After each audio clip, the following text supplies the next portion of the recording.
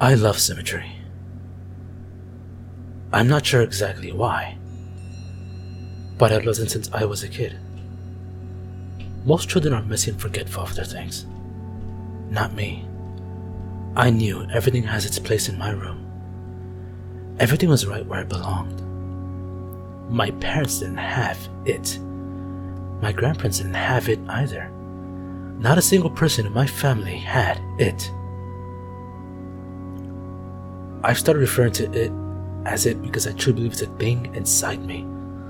A stowaway that shouldn't be there but lives inside me.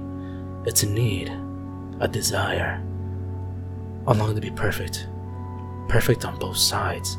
As an adult, I'm at the point where I can't live my life normally. I can't keep a job. Women don't stay home because they can't handle it. Honestly, I don't care when they leave. They're messy and make things difficult.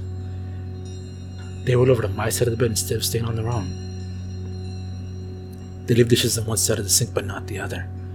I can't work anymore, so when they leave for the day, I have to stay home and fix everything. It's a relief when they leave for good. That feeling never lasts though. Eventually it comes back and finds something else that needs fixing.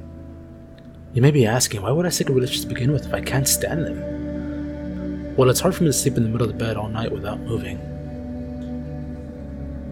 Other than relationship problems, my life is pretty much in order. I say pretty much because there is one last issue that must be dealt with. You see, I have what's called heterochromia iridium, with two different colored irises. My right eye is cornflower blue, my left, pale green. Both my parents have cornflower blue eyes, my siblings and cousins as well. My green eye is the broken one. It makes me unbalanced. Every time I look at myself in the mirror, it stares right back at me. That's all I think about now. Everything is in its right place except my green little mistake. It didn't hurt at first when I dug the spoon under my eye. It didn't even hurt when it popped out and was hanging by my cheek. Was it shock that was keeping the pain away, or was it it? I snipped the optic nerve and blotted the warm fluids that were streaming down my face. My vision being cut in half was a strange sensation. What was left of the dangling flesh I placed back in a now empty hole. I bandaged the wound, rinsed the spoon, and went to sleep. I woke up, happy. I slept better than I had in years. It was finally done. I was fixed. I got out of bed and stumbled to the bathroom. My body ached and my head was on fire. I flipped a switch in the bathroom. The light was blinding. I slowly removed the bandage that was soaked with blood and was sticking to my face like tape. When I looked up to the mirror, my stomach turned. Only then had I realized what I'd done to myself, and I couldn't believe it. There was a hole in the left side of my face, but not the right. I was unbalanced again. It was much harder digging out the second eye.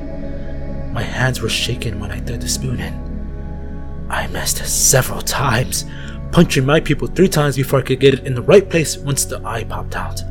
I reached for the scissors to finish the job. The blood from the previous night had dried on the blade, so the scissors didn't cut very well. You know when you're a kid in elementary school and your teacher made you cut construction paper for art projects? Did you ever try to cut too many pieces at once, but the scissors couldn't take it? The blades would kind of fold over each other and the paper would good between them. That's what happened with my eye. The optic nerve was pinned between the 2 blades. It was stuck, and as I tried desperately and frantically to make it unstuck, I stepped on the blood and started falling to the floor. Reflexes kicked in and I let go of my eye to try to break my fall with my hand. The weight of the stuck scissors hanging on my eye was unbearable.